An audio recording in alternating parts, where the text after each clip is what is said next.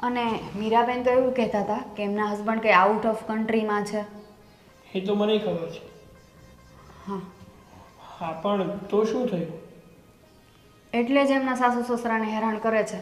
અને એમના સાસુ તો બિચારા મને સાવ ભોળા લાગ્યા. ઘણીવાર તો એકલા હોય ને તો હું એમની જોડે નીચે બેઠી હોય, પણ એ તો મને કંઈ કહી ન શકે. પણ હવે મળે ને એટલે મારે એમને પૂછવું જ છે. પણ રહેવા દે ને બાપા. હા, બીજાના ઓલામાં આપણે શું કામ વચ્ચે પડવું છે?